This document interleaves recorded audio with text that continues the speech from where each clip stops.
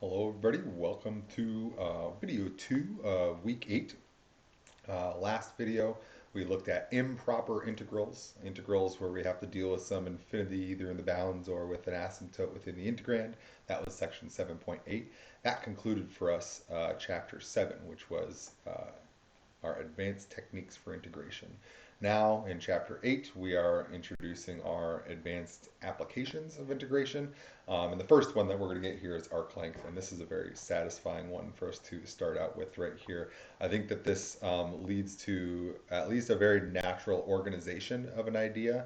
We're going to find that the integrals are maybe a little bit tough to actually do, but the thought behind this, the concept behind this, I'm hoping that you're going to find this as natural as I do here.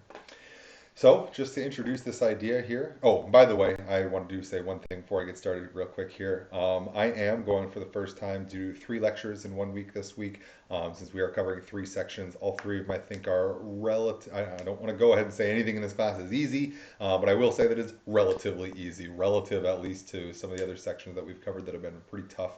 I think that this one today you're going to find is really not that bad. And so there is going to be a third video that I'll do tomorrow. Typically I do these at the 12:30 slot. Tomorrow I have a department meeting from 12 to 1, so I'm going to do this in the 10:30 a.m. slot when I normally do my stats videos. I'm only doing 2 stats videos this week, so I'm going to do my third video this week tomorrow at 10:30 over section 8.2. To that end, I'm trying to keep these slightly shorter, so I'm going to stop talking about how much shorter I'm going to try and keep them and actually just do the stuff right here. So in section 8.1, we are looking at arc length, and I first want to convince you that measuring the length of a curve is a very natural thing to do with our all the ideas of calculus that we already have. I like to kind of think of this in the kind of a broader sense right here, right? But what do we do before and after we knew calculus? Before we knew calculus, we could only find the slope of straight lines. We could only find the area under special curves that form some geometric shapes where we already could do the geometry. And we could only find the length of straight lines. We couldn't really find any other lengths of any other general curves out there except for like, okay, I guess like a circle. And then it ends right there. Now that we do know calculus, we can find the slope of any curve, of any line. And we do this by thinking of 2 points being infinitely close together. We can now, with calculus, find the area under any curve, and I'm going to put any in hardcore air quotes right there because what we know is we can at least set up the integrals for these expressions. But what we found is that I noticed I didn't put the any word in the first bullet point there in parentheses because I can take the derivative of any differentiable function. It's not necessarily the case that I can actually compute the integral of any function, but I can at least set up the integral that would represent the area under any curve. And our thought process here is we just thought of an infinite number of rectangles being all stacked adjacent to each other underneath the curve and adding up all their area. Finally, today we will be able to find the length of any curve. It's going to depend on integration, so that's why any gets quotes right there because we can at least set up the integral statement for the length of any curve. Whether or not we can do the integration, as we've seen, is a challenge that will never end. But the way that we're going to do this one is we're still going to use, and I'd like to at least bring your attention to the word infinite cropping up in each of our 3 phrases here. As we know, calculus is sort of the study of how can we use the concept of infinity to make infinitely good approximations to things. So here we are going to find, in a sense, a Riemann approximation to arc length, and then we'll make it infinitely good as an approximation by breaking down our interval of interest into infinitely many subintervals. It's kind of the same idea as we've had with all of our integration ideas here. So I think this is a really natural calculus idea, and it's going to be pretty easily summed up in 2 diagrams that are going to give us everything that we need to derive the formula ourselves here.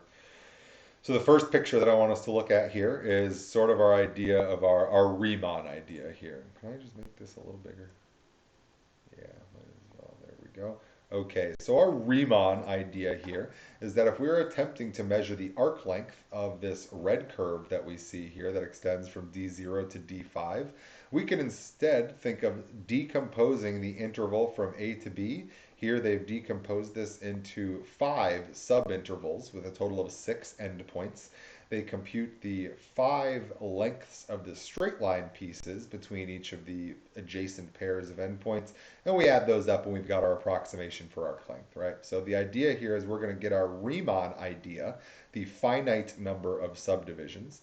Then we're going to imagine the limiting idea, allow the number of subdivisions to tend off to infinity. Hopefully what you can see from this picture is that our idea today is, as it always is with calculus things, curves are hard, lines are easy. So we want to think about any curve being an infinite number of straight line pieces that are all attached to one another, forming ultimately that curvy shape that we end up seeing.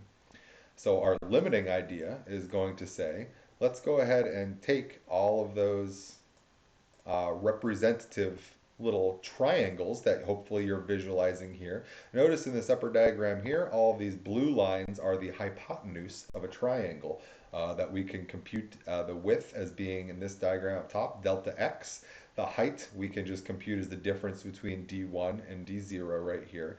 Knowing the width of delta x and the height from d0 to d1, we can do the Pythagorean theorem and get the length of one individual piece right here.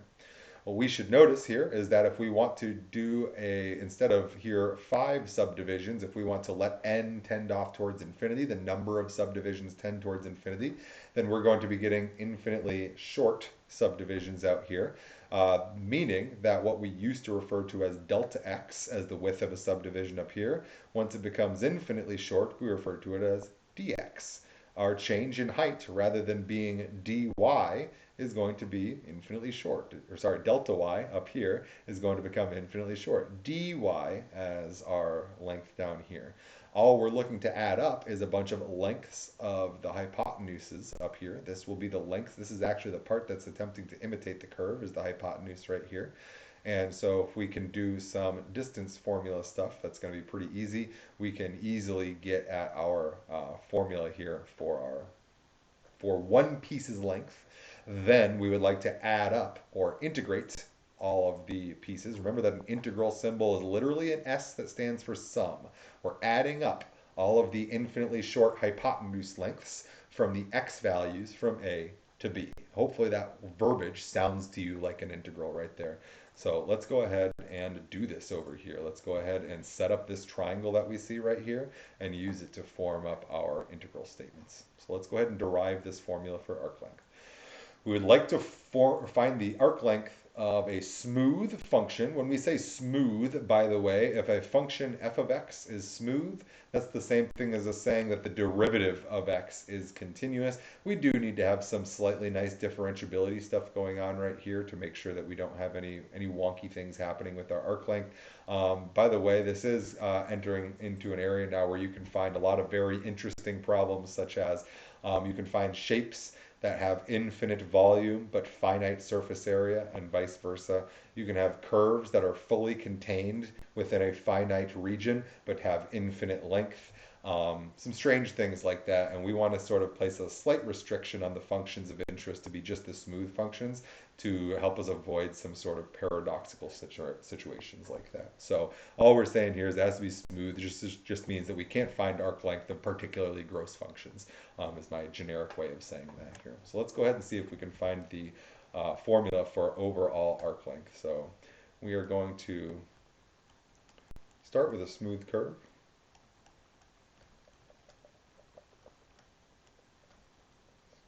Curve, and ID one Riemann triangle. And by the way, certainly nobody in the world but me calls them Riemann triangles. I stick on the label of Riemann onto lots and lots of things that other people don't. It's not like they don't because it's a wrong thing to do. I just like sticking the word Riemann on something because it helps me understand that it is one representative object out of an infinite number of objects where all of them are described the same way. So when I talk about Riemann objects, it's always supposed to be like the general version, the general case of something that we want to imagine an infinite number of copies of, not true copies, but having the same formulation, right? So when I picture my curve here, we've got just any old curve, and I'll give it at least a starting point right here, but we might have some curve from A to B. This is our curve f of x. And what we want to be picturing for ourselves is that there should be some Riemann triangle in here that we can represent as one piece of the arc length. Right? So in my Riemann triangle, there really is a straight line right here. This straight line piece is attempting to simulate the curvy piece on the outside as we're watching it right there.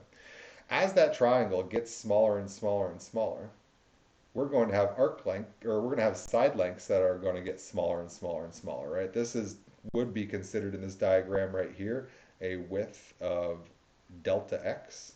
But as our number of subdivisions gets smaller and smaller and smaller, we're going to be reduced down to a infinitesimal width right there of dx and a comparable infinitesimal width of dy. I'm just going to call this capital L for right now. What we know from the Pythagorean theorem is that dx squared plus dy squared is going to be equal to L squared. And what we're really interested in is that length L. So it looks like what L is going to be is it's going to be the square root of dx squared plus dy squared. All we're going to do is manipulate this a little bit and then add up an infinite number of them. So this is the length of one approximating hypotenuse.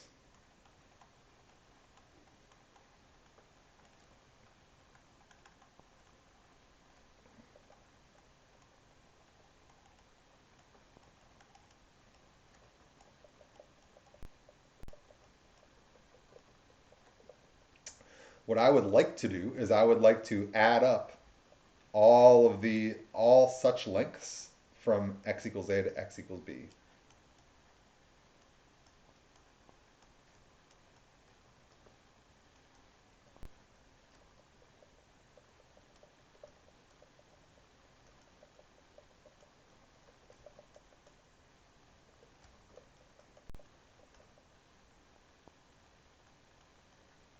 All right, so what I'm thinking here is adding up all of these infinitely short lengths says to me, set up an integral.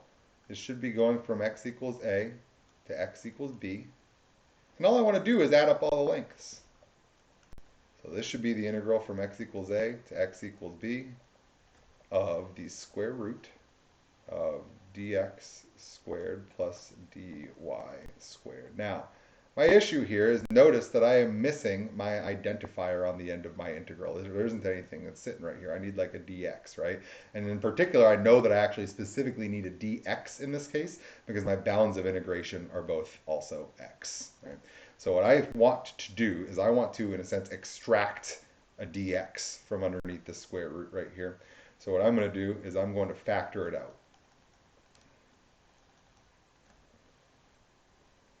I'll show all my work for this one.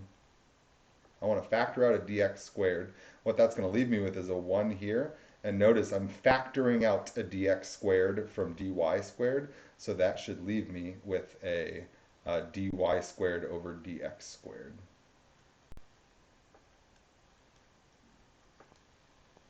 Now the good news for me is that the square root of dx squared is just dx.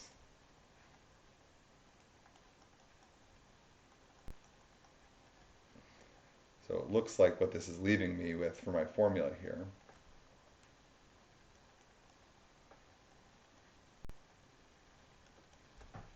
is the integral from x equals a to b of the square root of 1 plus the derivative of the y function with respect to x squared. And that's it. The cool thing about this is literally just a factored form of the Pythagorean theorem is 100% of what the arc length formula is. We literally just had the Pythagorean theorem length in there, and we just factored out one of the terms of interest. You should just notice real quickly, so this is one formulation of it right here. If we were instead given other information, then instead we could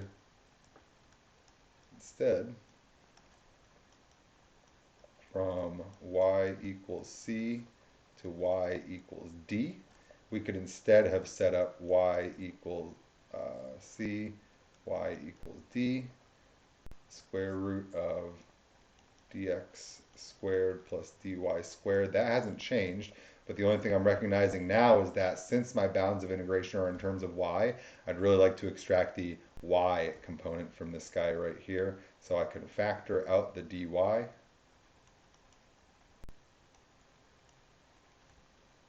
and be left with a 1 plus dx dy.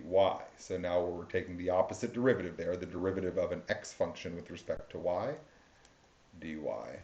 So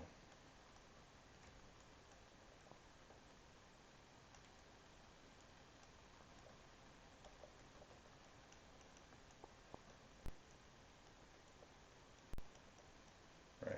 So if I gave you this as your curve, x equals some function in y, this would be really easy for me to take the derivative of x with respect to y. Right? Then I could get dx dy equals, 9y squared plus 2, something like that. And there would be my dxy, right? So this just depends on if we're given a curve that is better described as a y equals or as an x equals right there. We can flip this equation around for ourselves. And really easy again. This really just depends, just to know this entire integral formula, just depends on me drawing a super easy little Pythagorean theorem triangle up here. We are adding up all these straight line pieces of arc length for all x values in the span from A to B. So I think this is a really natural formulation of some stuff right here. I feel like I always felt pretty good about this arc length formula. And the other thing that's really nice about it is I literally always I forget this formula. Every time somebody asks me an arc length question, I'm like, oh crap, I don't remember the formula. And literally every time it's ever happened to me, and this happened to me when I was grading as an undergrad, this happened to me when I was tutoring in grad school, this has happened to me since I've been helping people in the math lab, since I've been at College of the Redwoods, that people ask me arc length questions and I'm like, oh shoot. And then I have to come back and I draw my triangle, I write my length statement, I factor out one of the dx's. I always can't remember. For some reason, I feel like this should be like a minus, or I forget if this is squared, or like if a whole thing is, I don't know. The differences here are minor from what I'm imagining in my head, but the point is, this has been like 6 different times in my life where somebody's asked me an arc length question. I've had forgotten the formula, and I just came up with the formula on the spot because this is just a rearrangement of a simple length of a line piece right here of a line segment right there, the length value. That's all we got to do. Do a little factoring and we're good to go. So let's go ahead and use this formula. I want to show you 2 different examples of how this can be used here. One example is when we are saying determine the arc length between A and B, and we're just interested in getting out a value. Another thing we might want to do is say, I'm interested in accruing, for example, an arc length of 15 units. That would be the output. Then your job might be to determine what upper bound is required, what is the x distance we should travel for our total arc length to have been accumulated to be 15. So this would be where we want to get a function out from this and find when the function is equal to some desired known arc length that we want out there. So that sort of think about this as like a forwards direction to backwards direction, one where you're given the inputs and you want the output, one where you're given the output and you want to determine the appropriate input that goes into the function. So let's look at an example of each of these guys here. So first things first, every time you ever get a brand new formula, especially one that you've derived on your own, a good thing that you should always do is check it against something that you already know for sure. I want to come up with a problem where I for sure already know the answer, so that I can be very confident that things went correctly for me here. So the first thing we're going to do is we're going to determine the circumference of a circle with radius 3. The good thing for us is we already know geometry. If you don't, you can just look it up. I don't care. We can come up with what the circumference formula is. Here, our circumference of a circle should be 2 pi r. And so for us, that's going to be 2 pi times 3. And so it should be 6 pi that we're coming up with. This is the answer we're going to look for. If we don't get this, then either we did something wrong or the formula that we generated up above is wrong. So I know what answer I should be getting. It's always good to, whenever you get anything new that seems weird, and this should seem weird to you, it's always good to verify your answer against a already known correct answer. So I'm hunting for this answer of 6 pi. So we need to come up with a formula. I should draw a graph for this certainly. Let's get a formula for this guy. So I'm picturing a circle of radius 3. But immediately my kind of issue with this guy right here is this is not even just one function, right? I see a ton of symmetry going on right here. So what I think I'm a little bit more interested in doing is using that symmetry to my benefit and saying, let's just find this. Find this arc length and multiply by 4.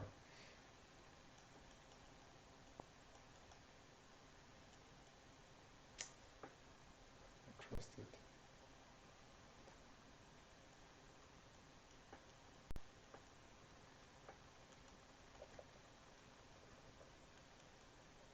All right, so let's just find 4 copies of this guy.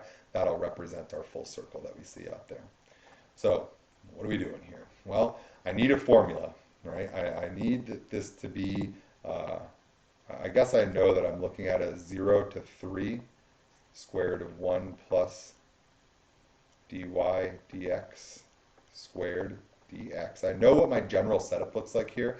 I know that I'm going to get 4 times the integral from 0 to 3, the x values of interest. I'm just going to deal with this first quadrant stuff here and multiply my answer by 4 based on symmetry. So I'm looking for 4 times the integral from 0 to 3 of the arc length formula right there. So it looks like we need dy dx.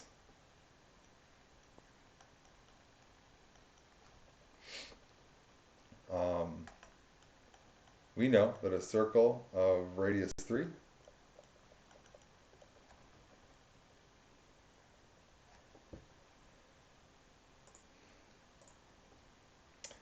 is going to look like x squared plus y squared equals 3 squared. I'm going to solve this guy for y and then take the derivative with respect to x. I would encourage you all to remember that you can find the derivative of y with respect to x without solving for y first. Remember that you know implicit differentiation and that that might be a very valuable tool for you in these problems here. Keep that in mind. But here I can directly solve this guy for y with respect to x. It looks like I'm going to get the square root of 9 minus x squared right there. That's going to be my y equation that governs this. Notice that I should have gotten a plus or minus right there, but the plus would be giving me the top half of my circle and the minus gives me the bottom half. Am I only interested in the top half, I'm only interested in the first quadrant out there. So I'm really only looking at not only just the positive part, but also only the positive inputs for x right here. So that's why I'm ditching my plus or minus. So it looks like I now can use this to find dy dx. I'm going to rephrase this as y equals 9 minus x squared to the 1/2. And then find dy dx should be, let's see, the 1/2 is going to come down front. The inside parts get left alone according to the chain rule. We're going to subtract 1 from the power to give us a negative 1/2. And then we're going to multiply by the derivative of the inside function for the negative 2x. Notice here that this 2 is going to cancel it with the 1/2, and that's going to leave us with negative x over the square root of 9 minus x squared. Right? So I've found dy dx now. So it looks like we're ready to cruise into actually computing arc length out here. Let me give myself a little gap there. So let's come over and see if we can now actually compute an arc length.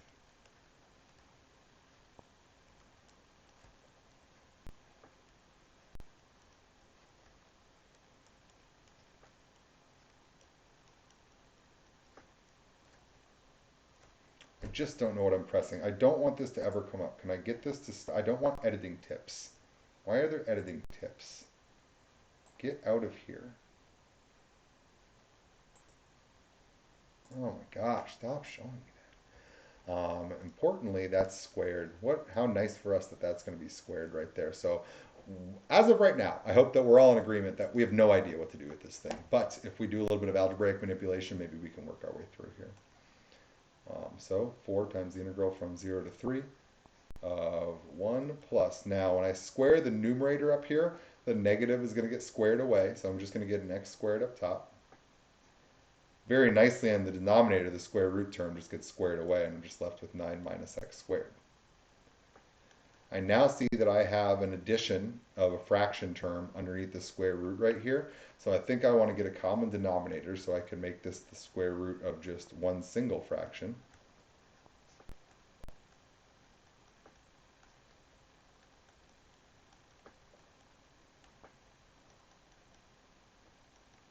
It looks like when we add these two fractions of the common denominator together, we're going to get our x squared terms are going to cancel. And that's going to leave us with square root of 9 over 9 minus x squared dx.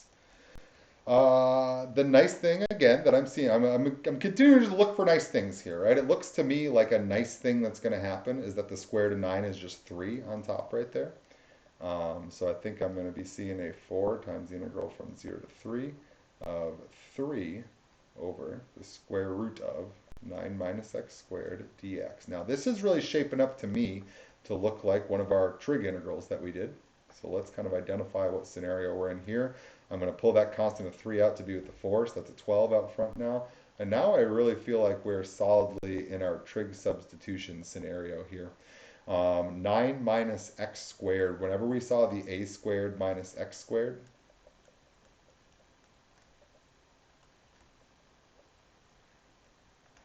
our book's recommendation was that we would make the substitution of x equals a sine theta.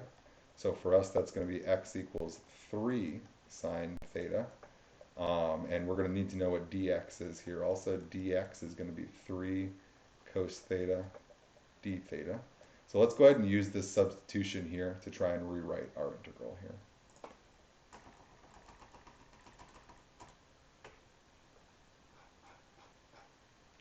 So let me rewrite our stuff here. We've got equals 12 integral from 0 to 3 1 over square root 9 minus x squared dx. We've got that x equals 3 sine theta and dx equals 3 cos theta d theta. All right, let's use these substitutions, see if we can knock this guy out. So what I should be getting here is 12 times the integral from 0 to 3 of 1 over square root of 9 minus, I'm going to square x, that's going to give me 9 sine squared. Dx just became 3 cos theta d theta. What I've kind of learned, my lesson from the trig substitution section, is that that 3 often ends up buddying up with a 3 that comes out of here, so I'm not going to move it out front here. And that's going to be the case here. So I'm just going to verbalize this step a little bit here. 9 under the square root we can factor out as a 3 outside of the square root. So I can factor out these 9s as a 3 sitting here as a coefficient on the denominator. That 3 is going to cancel with the 3 that's left here. Cosine theta is going to be the surviving term up there in the numerator. And down here in the square root, we're going to get a 1 minus sine squared theta. Well, we know that square root of 1 minus sine squared theta is just cos theta.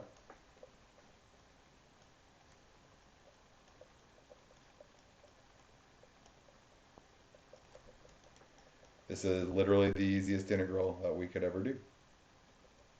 This is just the integral of 1 d theta. So it looks like that's going to give us 12 theta as our answer, evaluated from x equals 0 to x equals 3. So what I want to do is I want to get this answer back in terms of x so that I can evaluate. We've got our x substitution stuff up top up here. It looks to me like it's actually going to be more useful for me to think of this as x over 3 equals sine theta. And then theta equals sine inverse of x over 3. So sine inverse of x over 3 is my theta.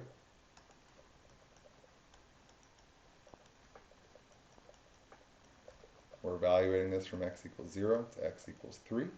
And so this should be giving me 12 times sine inverse of 3 over 3 minus sine inverse of 0 over 3. In this case here, sine inverse of 1. This says I took the sine of some angle and I got 1. What angle has a sine value of 1? Sine is measuring height, so we're going to have a height of 1 on our unit circle when we are at 90 degrees or pi halves radians, right? I'm going to get pi halves out of this guy minus sine inverse of 0. What angle are we at if the height on the unit circle is 0? And that's just our 0 degrees, right where we start, right? 0 radians, 0 degrees, height of 0 right there. So this is pi halves minus 0, which is 12 times pi halves which is the 6 pi that we knew that we were going to get from the very beginning right there. So this makes me feel good about my formula. This makes me feel good about my process. I got an answer that I knew to expect to get. I know that that's right. I've done geometry. I learned this in 7th grade that that was going to be 6 pi. I can now see the calculus is going to see us through to that exact same result right there. You also obviously get to very satisfyingly see things like lots of things like our trig stuff crop up in our arc length formulas right here. So it matters that we can continue to perform these trig integrals right here. And other smart things like recognizing symmetry. Keep recognizing things that can reduce your workload. If you can get yourself to having a bound of integration of 0, that's usually your benefit. Here, rather than doing the entire circle, we obviously just did 1/4 of the circle and multiplied by 4. This helped me do things like not have to worry about my plus or minus, since I was only dealing with one version in a sense of the curve, the top half of the curve. It really simplified things for us. So use your symmetries to help you out. That very well might be a thing that comes up this section, next section here.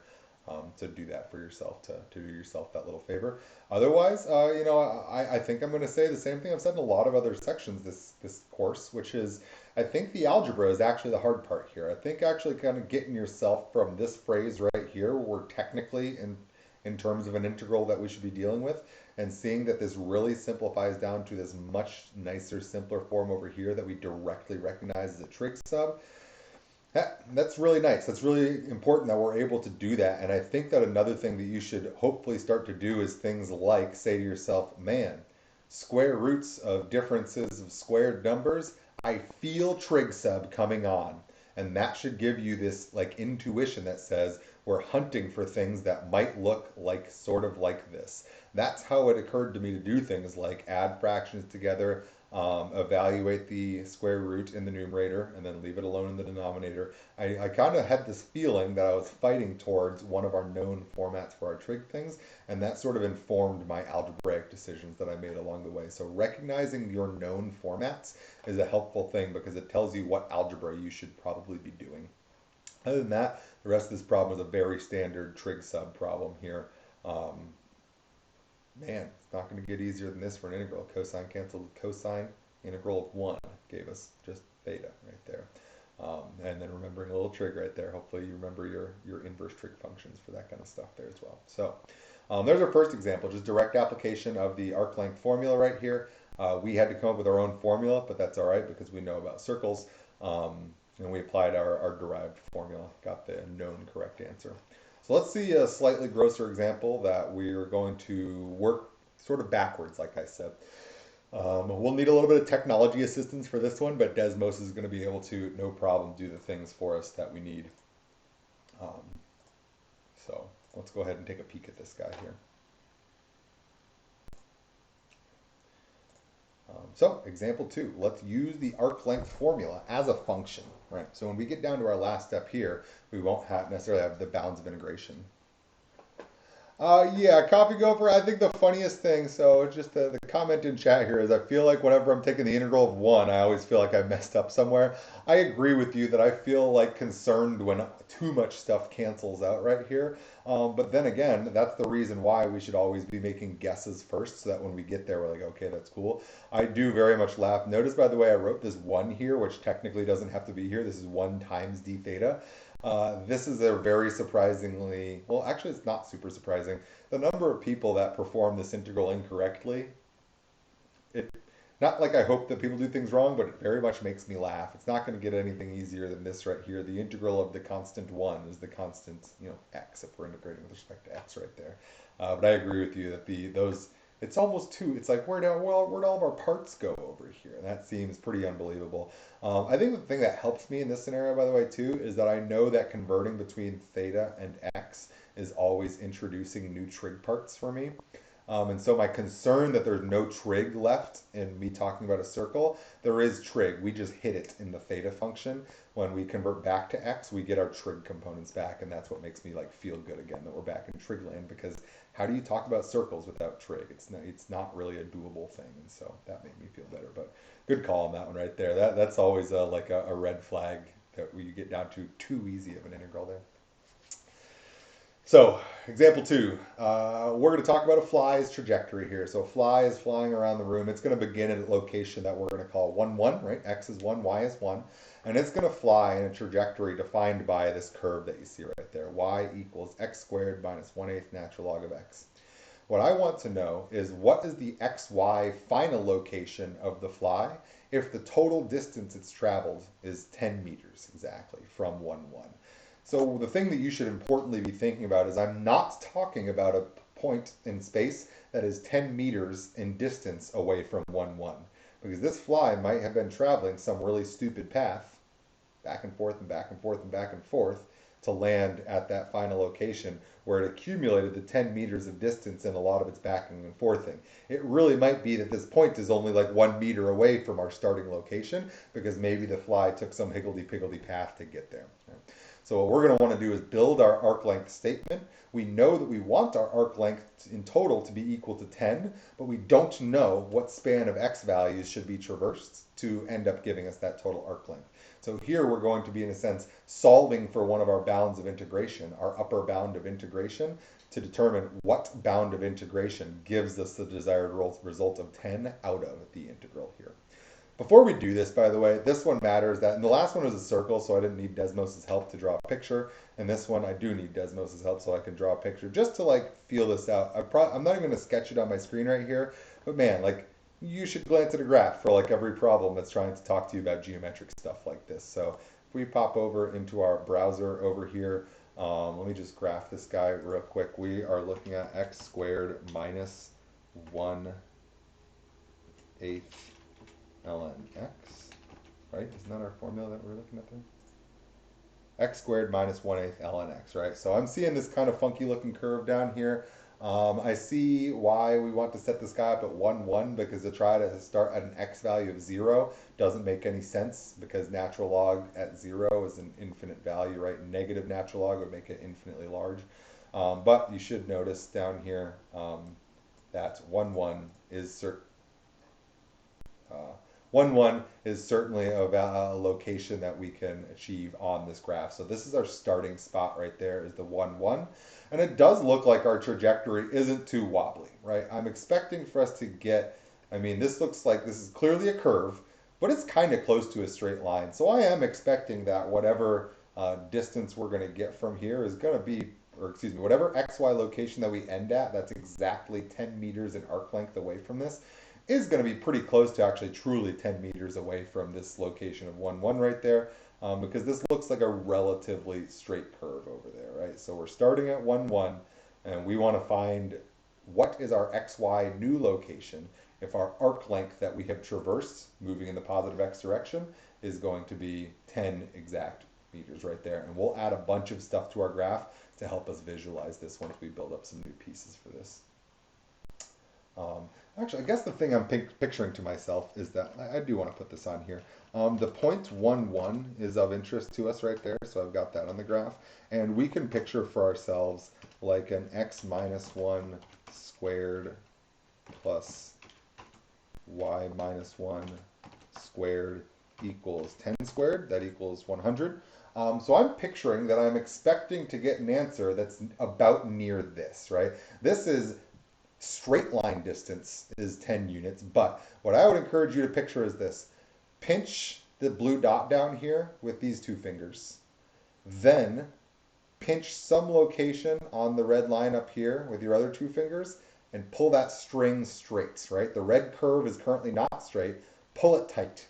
Now we're getting straight line distance out there. So I'm picturing that there's going to be some distance, maybe like here-ish. It's not quite all the way there, where if we were to grab that point with our other two fingers and pull tight, then it would stretch us to like there, right? That's what I'm picturing happening. So my guess for our answer is something around here. Right? This green is saying, if this were a fly traveling in a perfectly straight line, where would we land? We'd land right here after 10 meters if we went in a perfectly straight line from the blue dot to the black dot right there. But since we're not traveling in a perfectly straight line, we should probably be going a little bit shorter of a distance. And so I am estimating us getting something in the ballpark of this vicinity right here. And we'll come back to see if that's going to be the case. So let's pop back over into Word and let's do the dang thing here. As with the previous problem, the algebra in this problem is going to be by far the hardest part. So let's go ahead and step on into this guy here. So what we're picturing is this. We know what our y function is. That's good. So that's we're given that right off the bat. We've got that y equals x squared minus 1/8 ln x. This very easily gives me my dy dx. This is going to be 2x minus 1/8 1 over x, or I could just write this as 2x minus 1 over 8x. What we are interested in now for our arc length formula is we are saying to ourselves, we know that we're starting at an x value of 1, but it is unclear what this final x value of interest is. I'll call it x star. There's a little asterisk up there. It's our specialty upper bound. We're not sure how far it is that our x values need to go, but we really want to get out 10 as our answer to the arc length question here. We need to solve for what x star needs to be to get a total arc length of 10. My arc length formula here is 1 plus, we've got our dy dx squared, so it should be 2x minus 1 over 8x squared. So all we've got to be able to do is do this integral right here, plug in the upper bound of x star and the lower bound of 1, set that whole thing equal to 10, and then we'll use technology to help us figure out what value of x star ends up making this true here. So hopefully you now believe me that the hardest part of this problem is going to be doing algebra. I really, really don't think that I'm going to be able to figure out the integral of the square root of a quadratic. So I'm really hoping that there's some nice way that I can reformulate this expression here. So I'm going to sort of stop doing the calculus here, and let's just do a little bit of algebra.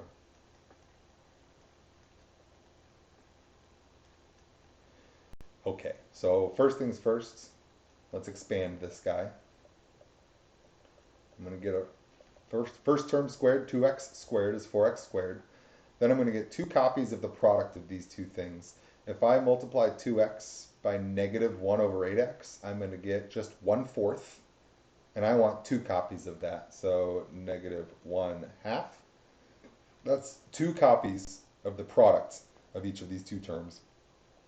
2x over negative 8x is 1/4.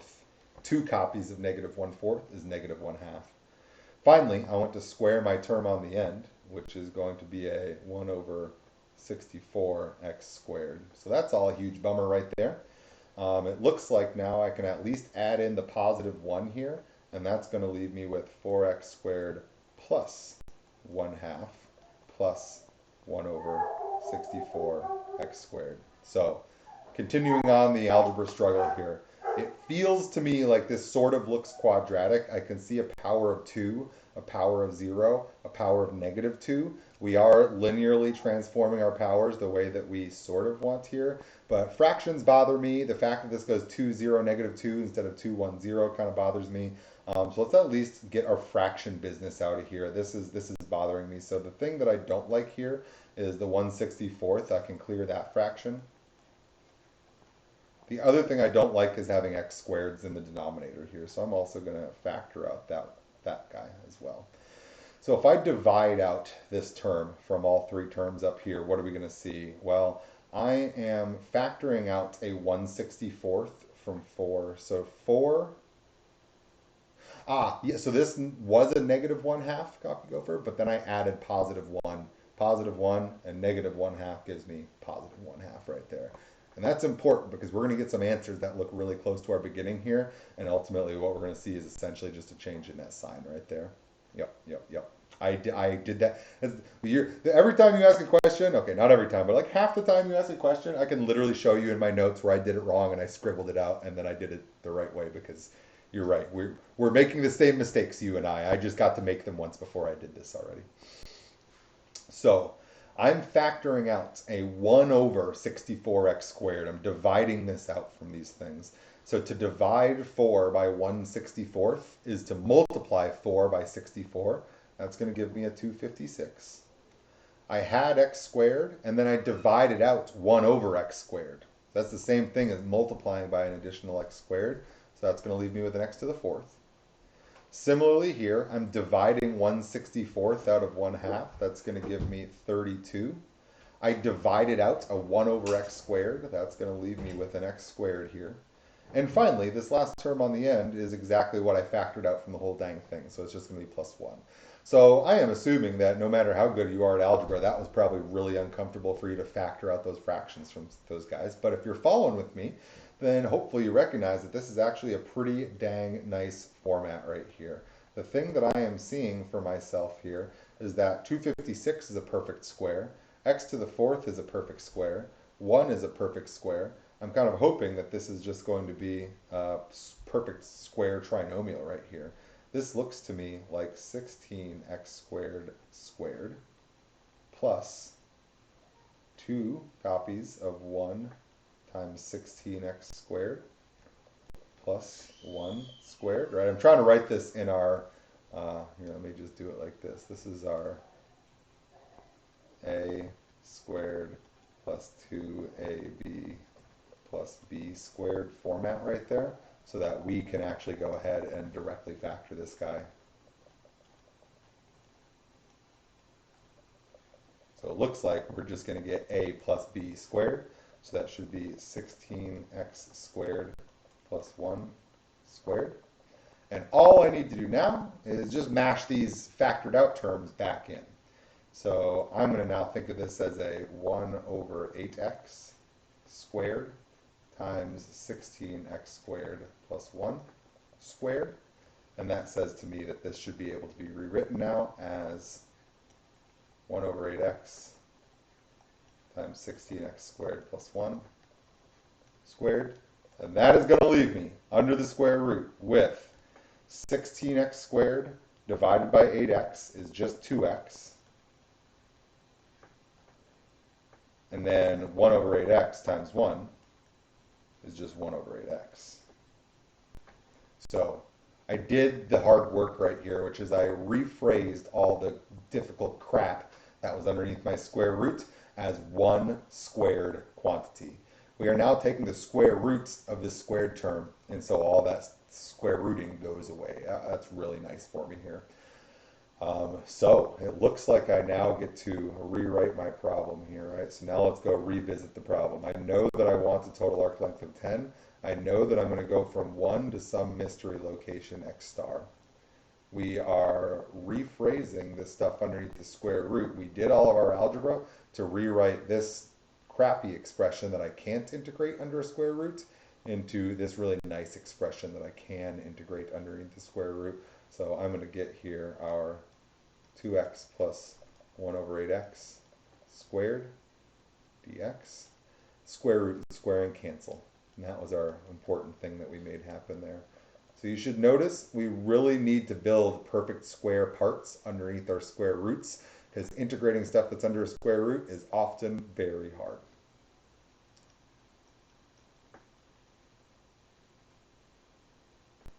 And I'm going to do myself a favor to set myself up for integration here. Uh-oh. Okay, thank goodness. Only erased a tiny smidge here today. I'm going to rewrite 1 over 8x as 1/8 of 1 over x, because I can tell I'm finally about to actually do integration, and I can see now that this should be giving me 1/8 of the natural log of x for that part, for example. So integrating, I'm going to get 10 equals x squared plus 1/8 natural log of x, and we are evaluating this guy from x equals 1 to x equals x star, the special x location. So I'm going to go ahead and do my upper bound and my lower bound, and we will be ready to go to technology to hunt for our answer. So this is going to be our x star squared plus 1/8 natural log of x star. That's our first group. Minus is just going to be 1 squared plus 1/8 natural log of 1. This is going to be equal to 0 right there, because the natural log of 1 is 0. So all we're getting is a minus 1 out of this guy here. So I'm getting 10 equals x star squared plus 1/8 natural log of x star minus 1. And so it looks like we can now use Desmos to solve for x star. Notice here that whenever you have an algebraic equation where you have both polynomial parts and logarithm parts, either this x is forever trapped inside of the natural log. The only way you get this x out of the natural log is if you exponentiated both sides of the equation.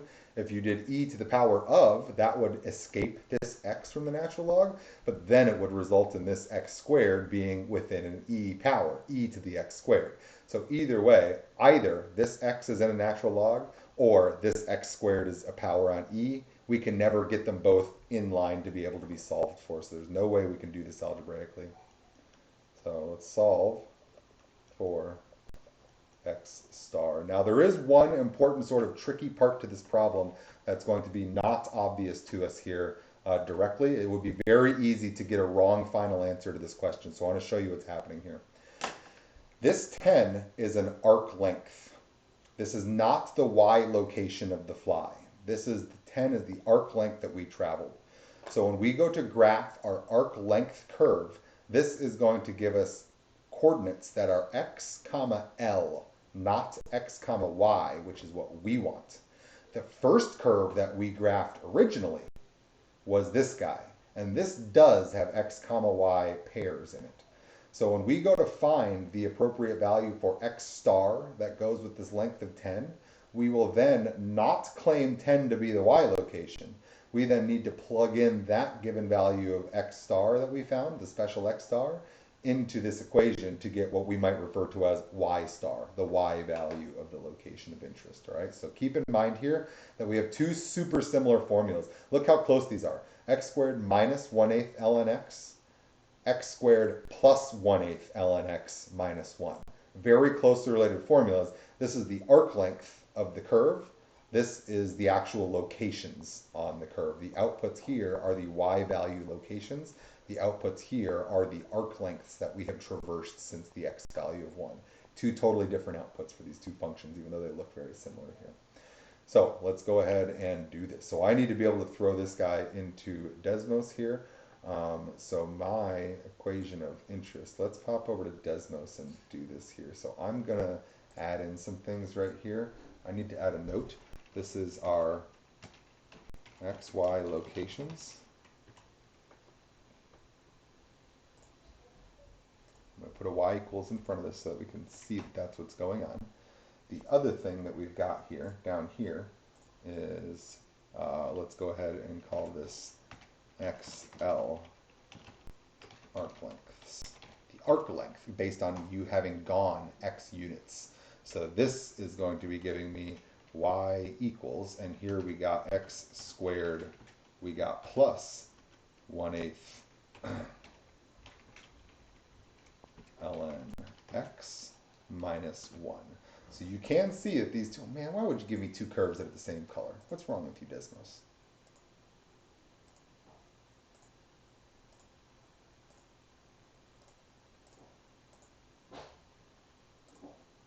Let's go ahead and add in a new note here.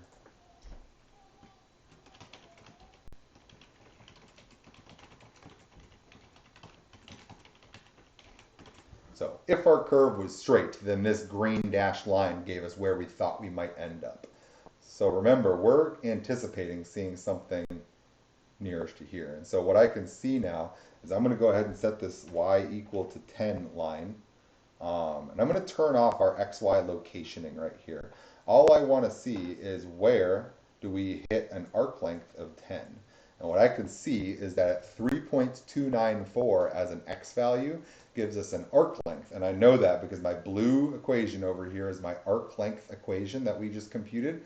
I want the arc length to be equal to 10. So I look to see where does the blue curve, the arc length curve, intersect the length of y equals 10. And I can see that our answer here must be x star equals 3.294. So let me pop back over here real quick. X star equals 3.294.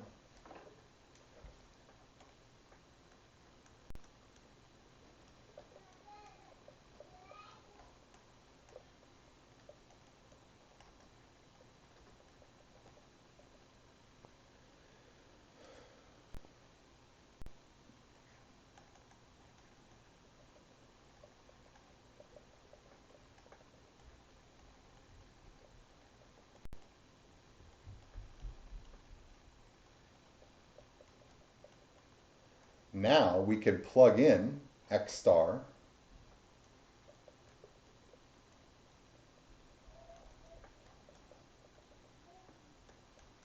to the original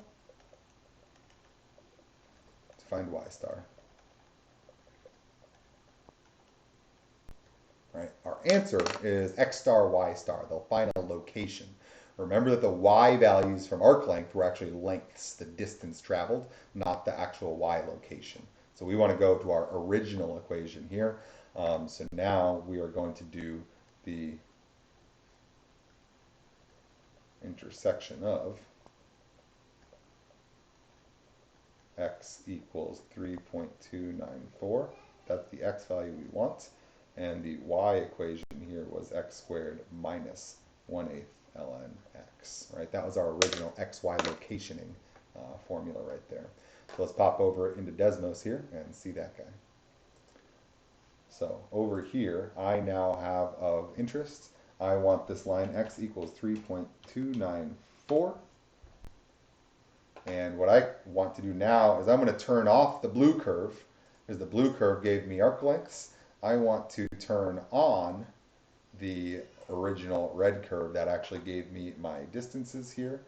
And when I look and see where these intersect with each other, it's super close to where we were on that green line. Holy cow. Remember we were guessing that our green was going to be our answer, but that it was probably going to be something a little bit shorter than that, since this is sort of like a loose string that we wanted to pull tight.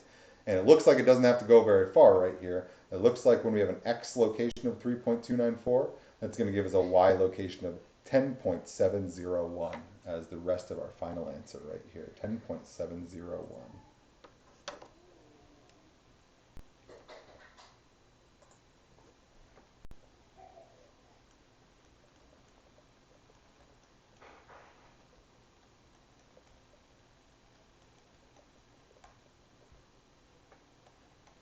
So what? Dang, that's super duper close.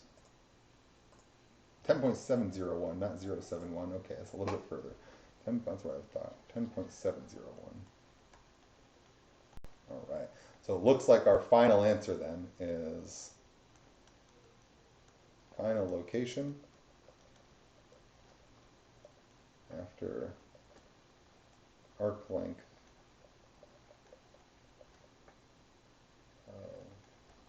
10 meters traveled from 1, is x star, y star equals 3.294, 10.701. So do realize these problems here, very, very possible that you might need to go use technology to actually solve the equation at the end that you might be getting out, especially when we do these kind of flipped problems where there's an unknown bound. But nothing too crazy right there. I think that's a reasonable thing to do. Just realize here we did have two different equations, an arc length equation and an xy location. Both of them took in the x location. One of them spit out the distance that you have traveled, the arc length so far. The other one spit out the associated y location, and we just got to really make sure that we kept those organized right there. So building these things in Desmos, by the way, too, I would encourage you to do things that are like this. You know, give yourself some phrasings for what parts you're actually computing in here. And also, I guess maybe my final comment would be that you should realize, and I'm just going to move this over, cover my face right here. Right up here, you can click this button right here, share graph. If I click on share graph, it's going to give me a link to like literally exactly this graph. So I do think if you guys like in, if you guys are in Discord trying to do homework together and stuff, this is a great way for you to just make a graph, and you can just grab the share link right here, click copy, and you can send literally exactly your graph. Forgetting which mouse is my real mouse here. Send exactly your graph to me, to other people, post that thing in Desmos, say, here's the graph that I was using to help determine my answer right here. So sharing Desmos graphs exactly as they are is easy. I feel like the thing too about that is that how easy it is to share a graph makes it more worthwhile to make like things be well organized over here, because you might show it to somebody other than just you interpreting it over there. So valuable thing to do. You should be able to share those graphs with me, with other people, if you want to do so. So I'm so proud of myself. I'm doing good. We're at 1 hour exactly right now. I'm going to try and do. Tomorrow might be a little bit longer. Tomorrow maybe a little bit harder day, but it's not too crazy. Tomorrow we're going to talk about surface area of a volume of revolution of a, surface area of a solid of revolution. We've been finding volume of solids of revolution. We're also going to talk about surface area. The nice thing here is that the Riemann idea is simple. Picture just making a two-dimensional surface or three-dimensional surface. We're just going to cut it up into little ribbons. And since the ribbons are going to have essentially flat surfaces, that we're going to be able to find the surface area of a ribbon, add up all the ribbons, and we're going to get our total surface area. So the concept associated with tomorrow is going to be super similar to the concept that's associated with our disk mesh method, our washer method, our cylindrical shell method, stuff like that. We're going to think very similar thoughts as we did with those guys right there for coming up with our surface area. We'll hit that guy tomorrow. That will be our third video of this week, covering up through 8.2 this week. So as I'm so proud that this was just an hour, I'm going to wrap it up right now. I will see you guys in our third video. Have a good one.